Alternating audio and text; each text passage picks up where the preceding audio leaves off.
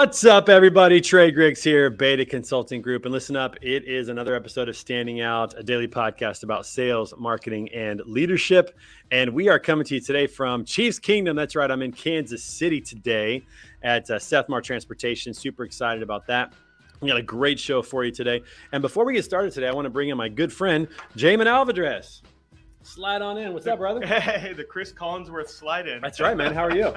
Good. How you doing? I'm good, man. Thank you for letting me be here today and recording from Sethmar here in Kansas City. We're fortunate to have you. Yeah, it's great to see you. And we got some big things happening tonight. What's going on tonight in Kansas City? What are we doing? Well, first things first. Yes, it's Red Friday. That's right. So go Chiefs. And then we got the World Series of Barbecue going on. This is big. Huge. This is huge. The American Royal. And we're in barbecue country. And Huge. so when you got a competition of this size at the racetrack, we're sponsoring a team, and you're going to be out there trying some of it. So we're going to have a good time. We have to create a little content while we're out there, do some interviews and some videos. We'll see how it goes. It's going to be and share some pictures of the food. I can't wait to. I shouldn't eat all day. Like literally, don't eat today because I'm going to be sampling stuff. It's going down. Something interesting too is barbecue's a big thing in the Midwest. I live in St. Louis now, but I'm from Kansas City originally. Kansas City's more of a saucy barbecue, it seems like. Sauce is a big thing. Right. St. Louis is more of a dry rub. Really? It's a little different. I mean, they have some sauces, but it's a little bit more of a dry rub blend over there. So, hey, those of you in the comments today, let us know if you like saucy barbecue or more of a dry rub type barbecue, or maybe just both. I mean, it's all good, right? I got room in my heart for all of them, to be honest with you. I'm not going to be too picky. Good morning, Lisa. Great to have you on the show. Thanks for joining. Tell us what kind of barbecue you like, if you like barbecue, which you should. I mean, everybody should. There's it's no great. reason to do that. So, Sethmar, here you guys are about to move to a new office. Moving to a new spot. We're growing like crazy. We're growing, which is awesome. It's fun. Yep. New spot has some things like a gym and all that, so everyone's pumped about that. Oh, so I came too early. I came too early. We're going to have to could have got a pump in. That's right. We're going to have to do an episode of Iron Minds from the new workout facility, the new place here. Oh, that'd be huge. Speaking of which, everybody, it is Finish Strong Friday, so whatever you're doing, make sure you finish strong. Today weekend's going to be a lot better. And get your rest because Monday morning, 6 a.m., I'm still going to be in Kansas City. I'm actually going to be over at Sims Global Logistics. They have a new workout facility. Nice. My good friend Chris Woods over there has invited me to be a part of that, so we're going to be recording live from there. And Samantha Jones from Rocket Shipping, who's awesome. She's going to be leading a HIIT workout, which stands for High Intensity Interval Training. Oh, those are gnarly. That's going to be awesome. The last time Hayden almost threw up. So we'll see how it goes. That's a sign of a good workout. Yeah, but it's going to be great. So Monday morning, 6 a.m. Central. Make sure you're right back here on LinkedIn Live, Twitter, YouTube, and Facebook. Get a workout in, get your mind right, get your body right. We say Proverbs 27:17 is iron sharpens iron, so one person sharpens another. We got to do that kind of stuff, so make sure you don't sleep in on Monday morning. We're going to have a great time with that. Jamin, good to see you, man. I can't wait for tonight. It's going to be a blast. Great to see you. Yeah, awesome. Looking forward to this show, and thanks for having me on. All right, get out of here. All right. All right, everybody. Hey, listen, we got a great show today. Super excited about what's going down here on today's show. And we've had great shows every week this week, or every day this week. So if you get a chance, go check out some of them on demand. If you want to see some of the lineup, we had Melanie Patterson on Monday, my good friend Ellen Voya from Women in Trucking Association. I'm a new member, and I'm going to be at their Accelerate event in November. Can't wait for that. Kyle Malacher on Wednesday, had a great conversation with him. Yesterday, Brenda Wood and I talked about becoming the best you and our stories of working in that direction. And today, my good friend Michael Stolarczyk is going to be on in just a minute. So super excited about that. In fact, why don't we go ahead and get started? But before we do that, a quick shout out to our sponsors at TAF, so the good guys in freight factoring. Make sure you reach out to them and tell them that I sent you. Get started with them, especially if you are a truck driver. If you're behind the wheel of a truck, thank you so much for what you're doing. We appreciate you. You are the heroes of the economy, and we appreciate everything that you're doing. Go check them out at TAFs.com. Tell them Trey sent you, or even easier than that, just simply click on the link that's going to be in the comments today. That'll take you right to my landing page with them so that they know that I sent you. They're all about helping you with cash resources, cash flow resources, discounts on fuel, tires, and all kinds of great things. So check them out, TAFs.com. Tell them that Trey sent you, and get started with them today. Okay, everybody, it is time to welcome our guest to the show today. This guy's had an incredible career, including some time through Microsoft, and he's currently with SEKO Logistics. Everybody give it up for my friend Michael Stolarczyk. Michael, how you doing, bud? Hey, man, I'm doing great. So just to get it out at the top, I'm saucy. I like pulled pork and brisket, and I'm down here in Atlanta, so they do it right down here. There's a lot of good Atlanta's got good barbecue too. That's true. Atlanta has some good barbecue as well. I'm not going to lie about that. Yeah. Go ahead. I was going to say, on the flip side, I'm totally into low impact workouts. Limp. Whatever. Everybody's got their thing. It's okay. Everybody's got their thing. In Atlanta, is the sauce more of like a sweet sauce, like a spicy or a tangy? What's kind of the big thing down there?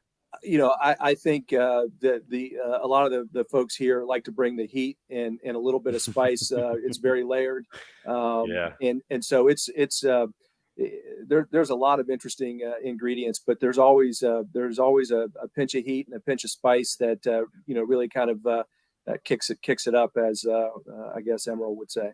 Okay, so what's your go-to place in Atlanta? What establishment are you going to if you can only go to one more? Let's give a shout out to somebody in Atlanta. Well, like Hattie B's, best fried chicken out there, and especially their spicy chicken. So, Hattie B's has got some great locations all throughout the Atlanta metro area. So I've never been to one of those. I'll have to keep that in mind next time I'm down there. Didn't know I was going to do a plug there, but that's our choice for the family.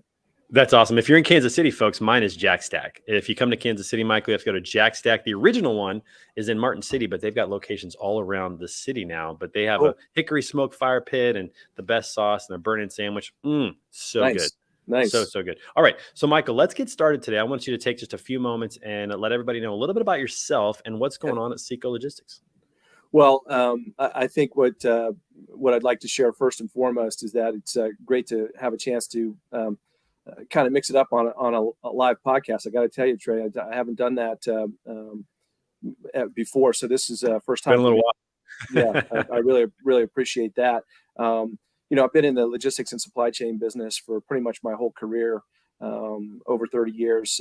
Been fortunate to work with some big players like the AP Moller Maersk Group, DHL, Microsoft, Ports America, and now SEKO Logistics. And SEKO is a global organization doing about $3 billion turnover, really in all facets of the supply chain as it relates to international air and ocean, contract logistics, a lot of stuff within the four walls and fulfillment, and then domestic transportation and the like. So taking over as MD here in the South Atlantic, working specifically in the Georgia market. We've got multiple facilities here that perform all of those services. So great group of people. HQ's up in Chicago. I was just got back late last night from 4 days up there with the leadership in their new HQ in Schaumburg. And it's really a great company that is looking to do some big things. They want to get up to 8 billion. I'm sorry, in by 2027. So we've got our work cut out for us. 8 billion with a B. Yep, with a B. Yeah. Which is critical. And where do you guys stand today? Where are you at roughly now? How much growth is that going to be? About 3 billion. About 3 billion. Okay, so a little more than almost tripling what you're doing in the next 5 years. Yeah, so it's an aggressive goal, but certainly with the infrastructure that's in place, it's very possible. Let's talk a little bit about how you're positioned uniquely to be in this spot and to help them out with that in your career. You've had some really interesting jobs that you've worked in the past. You've been at Microsoft. You've been at several other places. Talk a little bit about some of those stops along the way and how they've prepared you for this moment, this time. Well, definitely. So my first gig was with the AP Moller Maersk Group, the big Danish shipping company, largest ocean carrier in the world. Started out in the training program, and then it was supposed to be a year, and they kicked me out in about five or 6 months in, and gave me my first opportunity to become a sales rep in the Bronx, Brooklyn, and Queens. So that was my first foray into transportation and logistics, was the outer boroughs of New York City, and it was trial by fire. I probably got yelled at and screamed at in about 15 different languages, depending on the company and the trade lane that they were in. But it's the classic. If you can make it there, you can make it anywhere in New York City. And quickly moved on. Became an international sales manager over in Hong Kong and China for a couple of years. Went back to the States and ran some regional and district offices, and then really in 1999 got a dream shot to be managing director of Central Europe, and moved over to Prague in the Czech Republic, and lived there for 5 years. Had a scope for the Czech Republic, Slovakia, Slovenia, Hungary, Austria, southern Poland, in the client base that we could dip into, and built some warehouse space, almost 1 million square feet. Built a multimodal terminal that handled about 25, 27 rail deliveries a week of containerized freight in and out of Bremerhaven, Hamburg, and Rotterdam, and then spidered out to some of the other countries that we had there in Central Europe. Probably the best 5 years of my personal and professional life. Took my two sons. I can imagine. Yeah, my wife there, and our daughter was born in the Czech Republic, and so that was very, very, very neat. Came back to the States, worked for DHL for 4 years. Ran a port authority, ran a couple of 3PLs in Charleston, South Carolina. Worked for private equity for a year, running a barge company out of Memphis, Tennessee. Southern Towing Corporation was a family-owned business that was purchased by private equity. It's still a going concern. So I kind of feel like if things have moved from point A to point B, I pretty much managed it, except for horseback and rickshaw. But other than that, if it's transiting, I feel comfortable in working in that supply chain. And to your point, at the top, really kudos and shout out to all the owner operators and all the trucking organizations out there. They put in a lot of time. They're the backbone of the supply chain, and we really appreciate what they do, and I support that fully. And hopefully we can continue to get folks that want to go into that industry, because it's not easy. It's a huge investment in time and money, and a lot of sacrifice by a lot of those owner operators, and they should be honored. Yeah, that's the truth. That's the truth. My dad was a local truck driver, so I saw a little bit of the local side, but just knowing what these guys have to do over the road, missing time with family, missing birthdays, missing sporting events, missing just quality time with spouses and kids and all those kind of things. Like, it's a huge sacrifice. And I'm learning that, it was real easy to learn to say thank you to military personnel for the sacrifice that they're making. I'm now doing that with truck drivers. If I'm at a gas station and there's a truck, I'll walk up to the door, I'll knock on the door, and I'll ask them their name and tell them thank you for what they're doing. Yeah, and give them a fist bump. I totally agree. And then came to Atlanta in 2016 after a couple of years with Microsoft in Hanoi, and was headhunted by them after they purchased Nokia. And Nokia had 8 or 9 global production facilities that they had sprinkled out all over the world, and they shut those all down and moved all of the production of the smartphones and the feature phones to a place called Bac Ninh, Vietnam, which is north of Hanoi. A couple million square feet, 46 production lines, 12,000 people, 24/7, 365, made and shipped 500,000 phones a day. Wow. That's a lot of phones. Yeah, and it was quite a cultural and operational challenge. You had 2 multinationals with Nokia and Microsoft, both bringing their versions of SAP into the business and trying to merge it into one instance. Rolled out new warehouse management system, Red Prairie. New outbound system. That was an extension of the SAP production platform on the outbound side. Working, my team there was almost 700 people, had 8 or 9 direct reports, 3 shifts.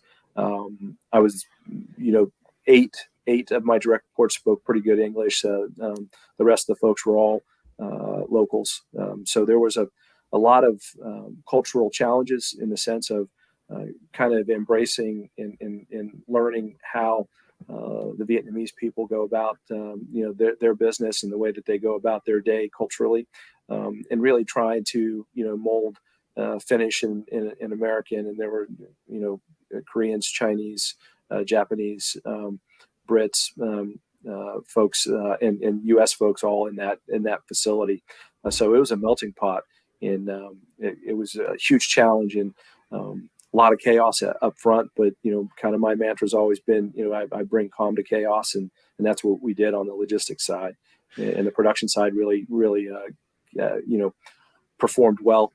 But I think ultimately, Satya Nadella saw the desire to have phones as a Windows 10 delivery device was not necessarily in the core of what Microsoft really was going to do. And after we really got it up and running and doing really, really well, Satya sold the IP rights back to Nokia for $500 million, wrote down $7.5 billion acquisition. I think the stock went up $45 a share the next day, and the next day after that, he sold the whole plant, lock, stock, and barrel of Foxconn, which is one of the global contract manufacturers. So it was a quick 2 years, huge learning curve.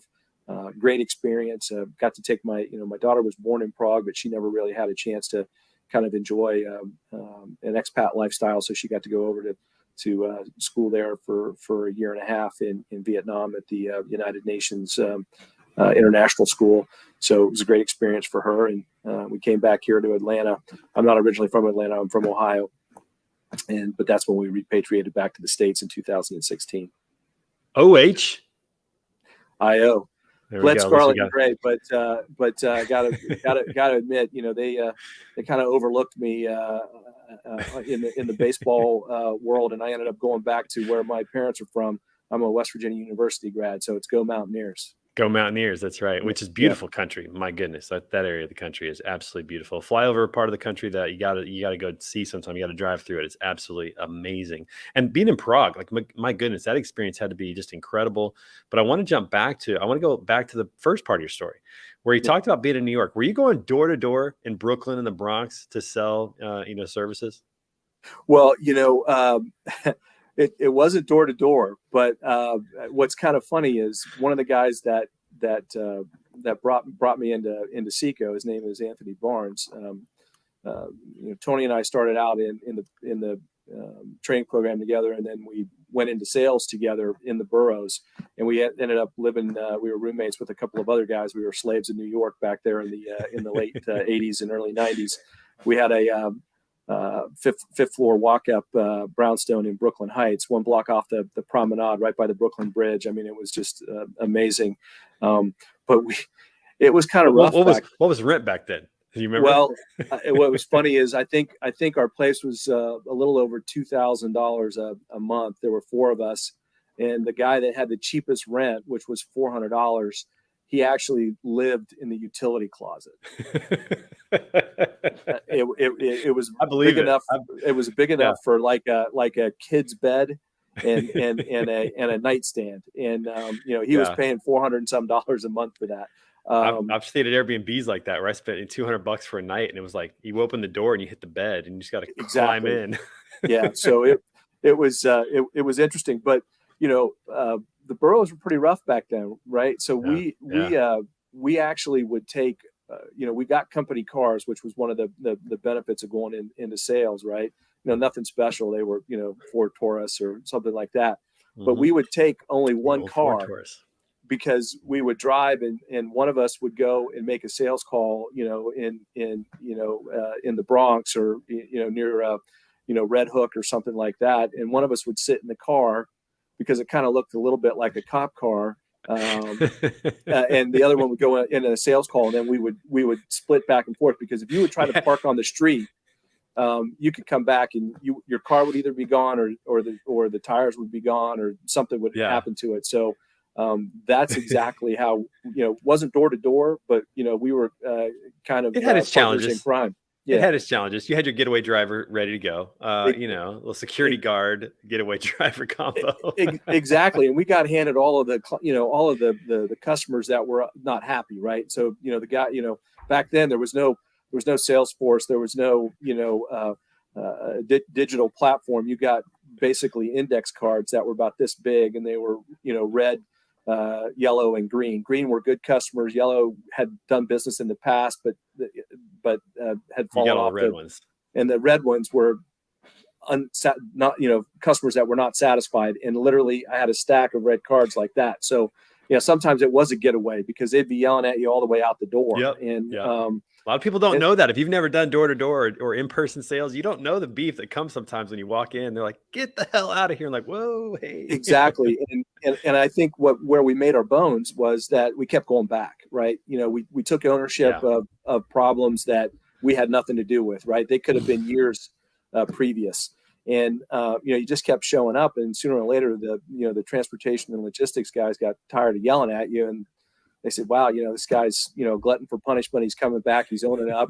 And then they give you a chance. And, we built some great customers back up there in the boroughs. And then, what happened was we built that up, and some other, young guns came in the boiler room. We turned that over to them, and we got to start working on, in Manhattan and in the garment district and some of the bigger, consumer goods and chemical companies and things like that. So, you pay your dues, you're successful, and, you're stand-up guys, and then you move into Manhattan, and you get some better clients. Man, that's such a great story. I remember when I was doing door-to-door, sometimes they would give you the unsatisfied customers when you're starting out just to scare you away a little bit. Other times, if you got good, if you became pretty good at what you're doing, they would send you in to kind of fix the situation. And I remember walking in, man, some customers were so mad. You had to learn how to diffuse the situation, how to make them laugh a little bit, how to make them like you, and, give them something for free, come back a couple times, bring them something that you've noticed that they might like. I mean, it was a skill set, man. I learned so much through that experience, Absolutely. And it doesn't work everywhere, but in New York, it got to a point where you had to start bouncing some heat back at the clients, they'd be yelling and screaming and complaining. And then you would say, well, then, if we had so many problems, why'd you keep giving us business? That's right. Give it back to them. You just kept coming back to us. Why? Yeah. Oh, because we have good service. Oh, because the transit time's lower. And, we were always a little bit more expensive than most of the carriers, but, we did make mistakes, but, there were reasons that they were coming to us, and, and then you start challenging the client, respectfully in the sense, but, in New York, there was a certain red badge of courage that, you stood up to your customer and started, holding the mirror up to him a little bit. And you could only do that after you took your medicine multiple times. And that's what we did. But, that's the principle of mirroring your customer. Like, you're in New York, that's their style. They talk fast. They want to get to the point. They got a little beef. You mirror your customer. If you're in Alabama, Mississippi, that might not go over so well. You may want to sit and, hear a few stories and drink some tea, Absolutely. And hang out. So knowing your customer is critical. So, kudos to you for that. 100%. All right. So, Michael, we got to pause for a minute because we got some, fun segments. By the way, Chris Horton says, and I agree with this, if you're in Kansas City, Q39, that's some legit barbecue as well. So should definitely check that out. And he's been to Hattie B's. So he's confirming what you're saying about that. But anyways, we've got, it's a national day. Every day is a national day. We always like to celebrate him here on the show. Do you know what today's national day is? I don't. Today is National Gum Chewing Day, which is why you saw me chewing all that gum at the beginning of the show. I thought, well, let's have a little fun with this. So I had 7 pieces of gum in my mouth. That's a lot of gum. And my mouth is still minty. It's still very minty. Are you a gum chewer? Well, I mean, it's tough not to be a gum chewer in this day and age. I've been that way since I was a kid. So yeah, I used to grow up on Bubblicious and Bubble Yum. So absolutely. Did you ever go with the Big League Chew? Did you play baseball? Did you have in the back pocket? Was definitely a huge proponent back in the day of a chaw, which is bubble gum. You chew it, get it nice and elastic, and then you drop it down and take some Levi Garrett or Redman and put the chewing tobacco inside of the gum, and then you put it in your mouth. Nice. So yeah, that was total. That was in high school. Now you can't even chew like that in the big leagues. But isn't it funny how back in the day, like we were promoting kids to become, to chew they take the big league chew and they would break it up like tobacco. Yeah, exactly. And then they made it that way. Then they made it shredded. It even looked like tobacco. I know. That's what I'm saying. It was crazy. We were promoting back then. But yeah, I tend to be a gum chewer, especially on airplanes, because, just that kind of stuff. But outside of airplanes, I really don't think about it that much. It's always in my backpack, but I don't think about that much. I'm with you on that. Yeah, for sure. But National Gum Chewing Day, everybody. So throw a piece of gum in your mouth at some point today just to celebrate with us. And finally, our last segment here is called the Random Question of the Day. I don't know what this question is. Haven't seen it. Our producer does this every day. Could be a good question. Could be a bad question. It might be funny. It might be silly. No idea. But let's go ahead and throw up the Random Question of the Day. That question is, What is your preferred form of vacation? All right. So Michael, what do you prefer? What kind of vacation? Are you a camper? Are you a beach person? Mountain lover? What do you prefer? Well, being that I'm a mountaineer, I'm a mountain lover first and foremost. But I will tell you that my wife Pamela and my family, they love the beach. So we lived in Charleston for almost 7 years, which was fantastic. But we've spent a lot of time on a variety of beaches in the United States, in Europe, and down in the Caribbean. And I'm not a sun god by any stretch of the imagination, but there's nothing better than sitting under an umbrella with some adult beverages and a good book, and a cigar, and I can usually pound about 2 or 3 cigars a day and 2 or 3 books, 4 books in a week. So I think that's my preferred vacation is the beach, because that's what my family likes. So 5 to 10 years from now, we may see you camped up on the beach somewhere, reading a book and enjoying a few stogies. Absolutely. See, I'm opposite. I'm not a beach person.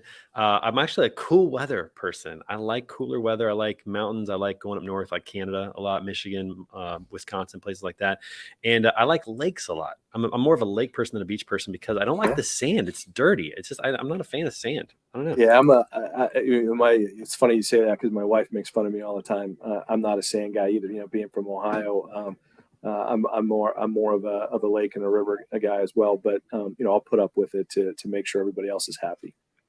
Yeah, no, I mean, as long as I'm not taking kids to an amusement park or going to a family function, then I'll make it work, whatever it is. Actually, the thing my wife and I love the most is probably cruising, because you don't have to think about anything. You don't have to plan anything. You don't have to drive anywhere. You don't have to think about dinner. You just show up and do stuff. And for a week, you don't have to think. And there's no cell phones. I like that.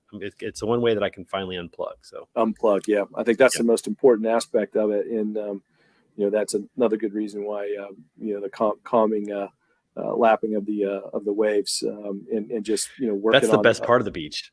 It's the waves. Yep. And just working on a good book and kind of doing some additional traveling in your mind when you're reading. Yeah. And that's a debate we have right now, I think, going on in the country of, rest and vacation and flexibility and working. And, I'm a big believer in rest. I know that we only have a limited time on this earth that we have. We don't know how many days we have. We don't know when the sand's going to run out. But man, I'm a big believer in rest and the value of that and the qualities of slowing down a little bit. What's your take on that? Are you kind of 100 miles an hour kind of guy, or do you like to take some times and rest and think? And well, I would tell you that, I'm absolutely high energy, high motor person when it's in the arena, so to speak. So I've got a lot of aggression, got a lot of focus. Can multitask and really develop a good work ethic that way. However, the reason it's that way is because I do take the time. Reading, get up, read in the morning, do a little bit of writing, and then also disengaging and moving away from your work and trying to spend some time for yourself. And there's a variety of ways of doing that. You can go places, but you can also, physically be in a new place to relax. But I think it's important to take a step back and have a little bit of Zen time each day. But when you're in the arena, man, you've got to be at your best and have a high level of energy. Yeah, I agree. And Clark wants to know what you're reading now. He's curious. What are you reading now? So it's funny. Right now, I'm working on a science fiction book. It's called The Infinite Detail. Tim Mon, and it's kind of an interesting read. A little bit of time travel, a little bit of visiting places in your mind as well. So that's what I'm reading. I try to branch out and do a little fiction and nonfiction, but I really love authors like William Gibson, who's a science fiction, Jonathan Lethem, Neil Stevenson, and so those are my go-to authors, and probably my most favorite fiction author is Michael Chabon, and those are the guys that I read consistently. Whenever their new books come out, I'm first in line. tends to get your mind off of reality a little bit to explore some of those types of things. I'm always amazed at how people can create these imaginary worlds and events and all this kind of stuff. It's really fascinating. And I don't think, Michael, we're going to end with this. I don't think that people really value also giving themselves margin, like in their schedule and in their thoughts, just to think. I think sometimes we're so fast to go that we don't take time just to look around and think and let our mind work. I've found that I'm much more creative if I back away from things. It's been really helpful. That's a great thing to say. And, having the opportunity to, kind of, decompress and work on things. And I'm a huge proponent of taking handwritten notes and being able to reflect after a meeting. Very, very, very true. You can be decisive and you can be aggressive and you can go after, challenges and make decisions, but being able to take a step back and take a deep breath and reflect is not a negative of being decisive in business. And I think most people need to understand that you've got to feed your mind, but then you also have to let it rest and compile, so you actually learn from what you're feeding into it. Yeah, it's a great tips, and I'm so glad to have you on the show today. Thanks for coming on the show. I hope you'll come back and see us again soon. There's more to talk about. I mean, we didn't even get into some of the details of what's happening at SEKO and all that, so I'll have to have you back on the show soon. But thank you for being on the show today. Anytime, Trey. Thanks. It's great to be here on a Friday. I saw where Ed Nielsen, a guy from Chambers College of Business and Economics at WVU, was on, and I really appreciate the time to be able to share some insight with you and with the folks that joined. Yeah, likewise. And make sure everybody that was watching, by the way, thanks for being in the comments. Thanks for telling us about your barbecue spots and things like that. Make sure you come back on Monday for my guest, Erica Reese. We're going to talk about swag and how important that is when building your brand. And don't forget that it is Friday. So come back at noon for the Word on the Street. Today we got John Sutton and Peter Stefanovic on the show. Our special guest today, we're going to talk about the McLeod user conference that just happened, as well as mergers and acquisitions and many other fun things. So come back and see us at noon, and we'll see you guys later. Have a great weekend. Michael, thanks again so much. It was great having you on the show. My pleasure.